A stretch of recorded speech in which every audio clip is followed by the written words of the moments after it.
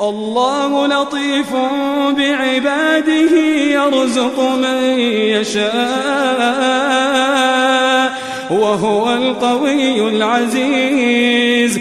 من كان يريد حرث الآخرة نزد له في حرثه ومن كان يريد حرث الدنيا نؤته منها وما له في الآخرة من نصيب.